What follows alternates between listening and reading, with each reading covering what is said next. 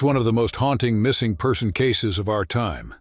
The disappearance of 3-year-old Madeleine McCann from her family's holiday apartment in Portugal. For 18 years, the world has been divided over who's to blame. But what many don't know is that the chief inspector was already under investigation for mishandling another missing child case. Let's start from the beginning. May 3rd, 2007. Jerry and Kate McCann were on holiday in Praia da Luz, Portugal with their 3 children and a group of friends.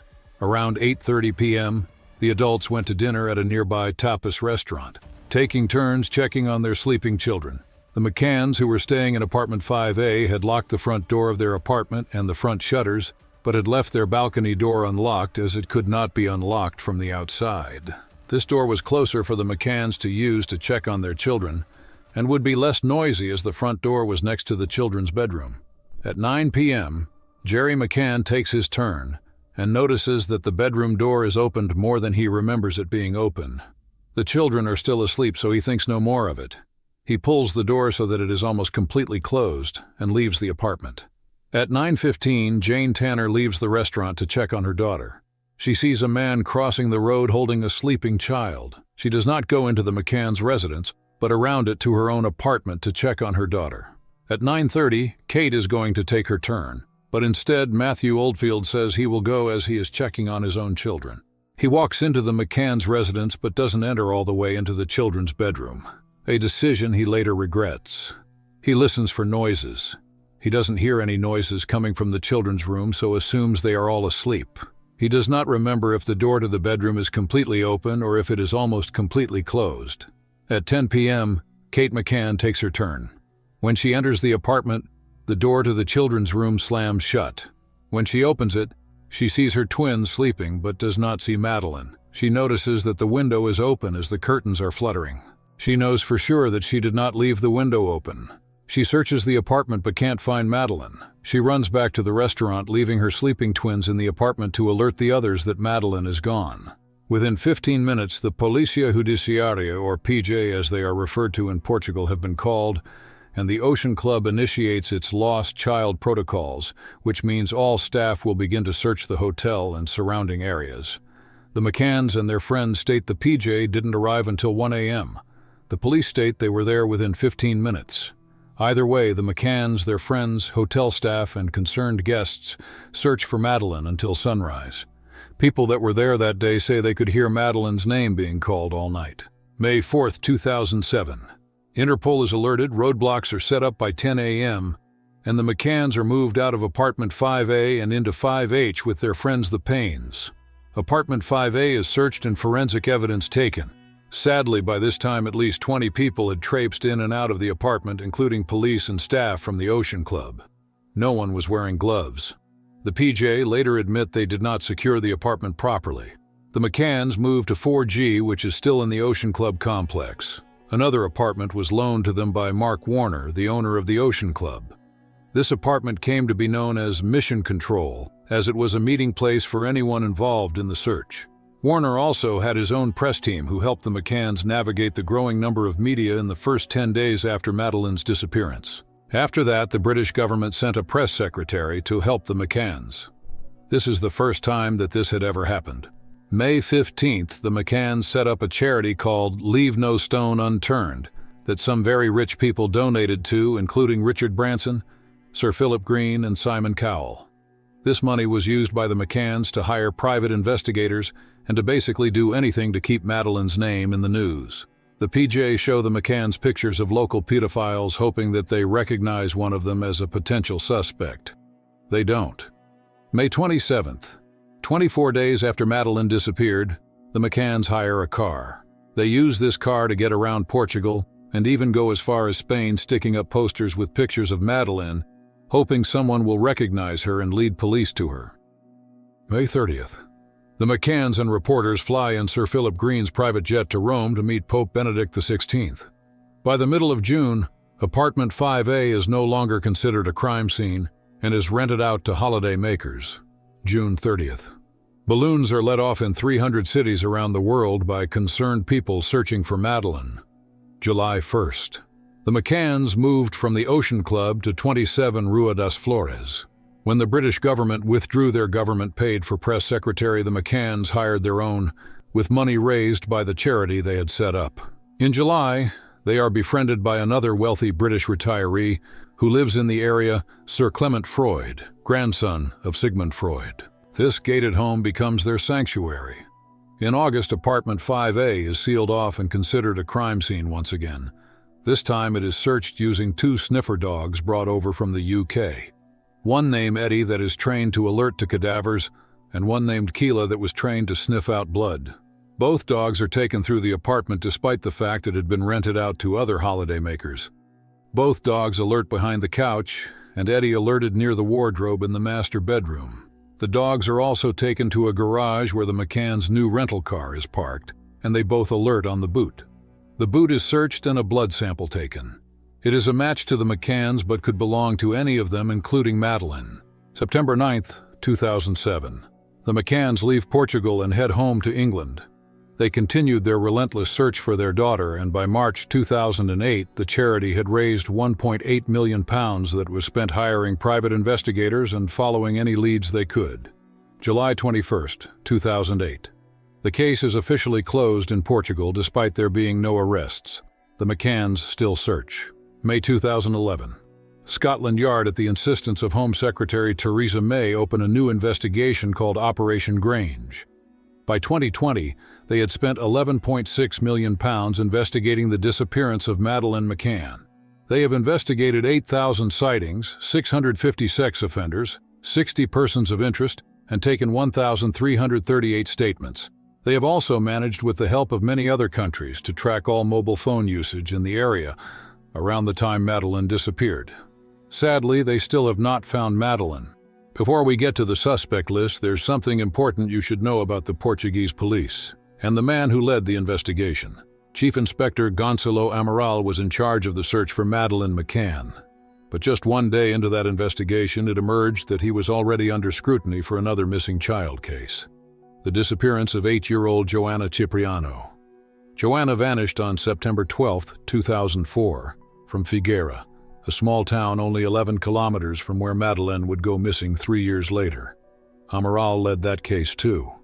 After 48 hours in police custody, Joanna's mother, Leonor Cipriano, confessed to killing her daughter, then later retracted her confession, claiming she'd been beaten and tortured by officers.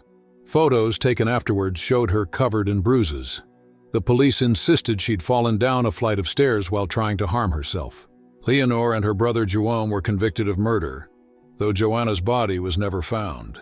This was the first time in Portuguese history a court delivered a murder conviction without a body, without a crime scene, and without proof of death. The case was based on the confessions that were possibly coerced, on blood found in the freezer that could not be proven to belong to Joanna, and from the testimony of police who believed they were guilty. Investigators claimed the pair had dismembered her and stored her remains in a fridge before disposing of them. Leonor was released from prison in 2019. João is still serving time. Amaral himself was later charged with falsifying police reports and with helping to cover up the officers' actions. In 2009, he was convicted and received an 18-month suspended sentence. No jail time, but a permanent criminal record. Despite that, Amaral remained on the McCann case until September 2007, when he was removed, not for misconduct, but for criticizing British investigators, claiming they only followed leads that cleared the McCanns. On July 24, 2008, he published a book called The Truth of the Lie, laying out his belief that Madeleine died in the apartment and that her parents helped cover it up. He retired 3 months later after 27 years in the PJ, saying he wanted the freedom to speak openly about the case. In both the Cipriano and McCann investigations, Amaral pushed the same theory, that the parents killed the child and hid the body in a refrigerator. When asked why he wasn't removed sooner from the McCann investigation, the PJ simply said it wasn't protocol to suspend officers under investigation. Let's look at the main suspects investigated in the past 18 years. The first was British expat Robert Murat. Murat was well known in the community and had inserted himself early on in the case as a translator for the press that had descended on Praia da Luz and for the McCanns. During this time as a translator, he was recognized by some of the friends of the McCanns, a hotel staff member, and 2 tourists as a man who had been seen around the hotel in the days leading up to Madeleine's disappearance. He lived in the direction that Tanner had seen the man walking with a child in his arms, and the police received an anonymous call stating that Murat often visited sexually explicit online chat rooms and encrypted his emails. May 14, 2007. He is officially named as a suspect. Police searched his home, car, computer, and even drained his pool. No evidence of Madeleine is found. They questioned 2 of his associates. One of his associates claims to have been beaten by the PJ into confessing to having knowledge that Murat was involved. In March 2008, the same associate had his car set on fire with the word "Speak" scratched on the side. Murat is eventually cleared of all suspicion and is awarded £600,000 in compensation, paid by several media outlets that had relentlessly hounded him. The second suspects were Jerry and Kate, Madeleine's parents. June 6, 2007. It starts to become apparent that the media were turning on the McCanns.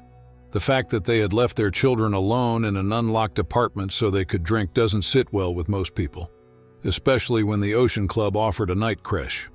The Portuguese police had already started their own investigation into the McCanns prior to them being named by the media, as they believed that their use of a press secretary was suspicious. The PJ believed that the McCanns, who are both doctors, had drugged their children so they would sleep through the night, and that an accident had occurred. They believed that the McCanns then hid Madeleine's body for a month, and when they hired a car 24 days later, they used it to transport Madeleine's body somewhere. Years later, a journalist who was covering the story came forward after one of the PJ involved in the case died, and confessed to having gotten the information that had been published from this police officer. They had spread the story that the blood sample found in the boot of the newly rented car was Madeleine's. It was not. They claimed that Jerry had taken a fridge out of apartment 5A and replaced it, and that this fridge contained Madeleine's body. He did not. Some believe the Smith family saw Jerry McCann carrying a sleeping blonde child toward the beach around 10 p.m., noting that his mannerisms matched Jerry's. But for that to be true, 6 dinner companions and hotel staff would all have to be part of a cover-up. The Smiths eventually retracted their claim. This sighting could be the last real sighting of Madeleine McCann. The Jane Tanner sighting was later confirmed as a British father taking his child home. The Smiths' sighting, according to the PJ, was a local father carrying his sleeping child. But no one has come forward, and the authorities have never investigated further. The McCanns were cleared by the PJ on the 21st of July 2008 when the case was closed, although many of the Portuguese police to this day believe they are guilty. The most promising suspect to date is Christian Bruckner. June 2020, the German police stated they have concrete evidence that Bruckner is guilty. They have not told the public what this evidence is. What we do know about Bruckner is that he has already served jail time for drug trafficking and for the sexual assault of a minor in the 90s. In 2019, he went to prison for the rape of a 72-year-old woman in the Algarve region in 2005. This occurred not far from where Madeleine was taken. While in prison, he was charged with 5 more cases of sexual assault against women and children that occurred between 2000 and 2017. He was not convicted of any. Probably the most promising evidence to date is that in 2016, police searched a derelict box factory that Bruckner purchased in 2008 and uncovered hard drives, 73 bathing suits for children, and toys buried on the property. The police have not told the public what is on the hard drives, but one of Bruckner's associates named Helga B.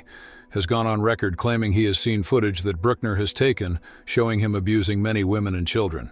Perhaps the most crucial piece of evidence comes from Bruckner's girlfriend at the time, who told investigators that the day before Madeleine vanished, Bruckner told her, "I have a job to do in Praia da Luz tomorrow.